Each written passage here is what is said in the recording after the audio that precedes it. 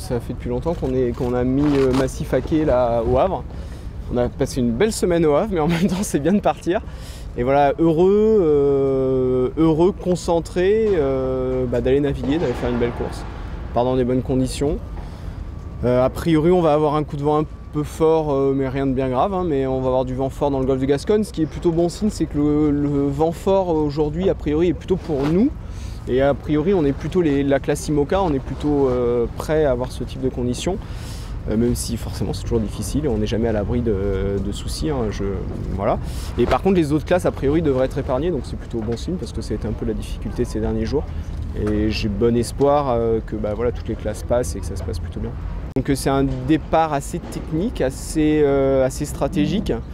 Et pas très rapide hein, parce qu'on va être face au vent, donc on va pas mettre des vitesses très impressionnantes là, pour les premiers jours.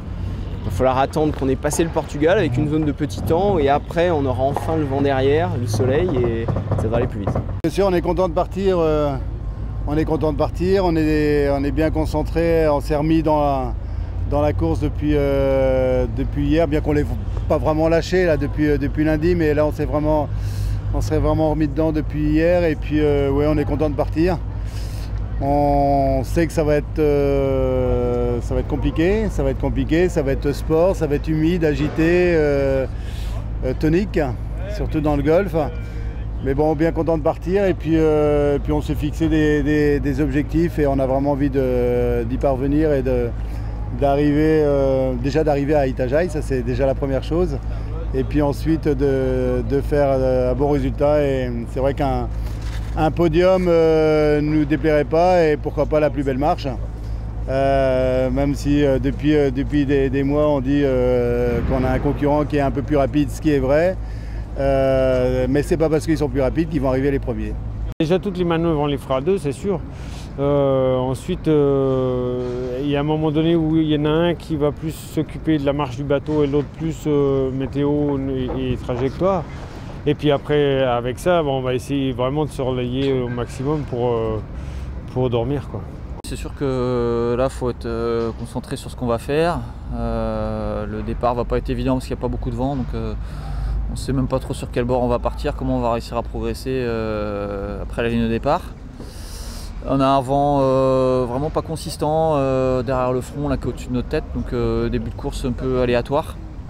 Et puis derrière, on va prendre un gros coup de vent dans le golfe de Gascogne, donc tout ça ça trotte dans ma tête. Donc il y a de la concentration et un peu de stress aussi. Voilà, comme un matin de départ, c'est à chaque fois comme ça. J'imagine bien les premières 48 heures de course. Après, ça déroulera de façon différente, mais on a déjà deux jours assez intenses à gérer. On va faire attention jusqu'au Cap Finistère. Et puis une fois qu'on aura passé le Cap Finistère, c'est un peu comme le Cap Horn, tout va changer, la mer, le ciel, le vent, l'angle. On va commencer à prendre plaisir à partir du Cap Finistère. La stratégie, c'est d'aller quand même le plus vite possible parce qu'on voit que nous on a la chance avec notre bateau de pouvoir accélérer et c'est vrai que plus tôt on arrivera au Cap Finistère, moins ça sera violent pour nous. Qu'on regarde depuis déjà pas mal de temps, bon normalement on aurait dû passer devant et puis au final la dépression prend de l'avance et donc du coup voilà, on va être dedans. Donc écoute, je crois que même que ce soit pour les modes ou les IMOCA c'est pareil.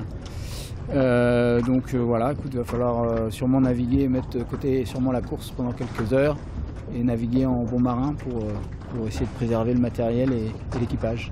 C'est compliqué dès qu'on part parce que la situation, ça va être compliqué sportivement parlant au début.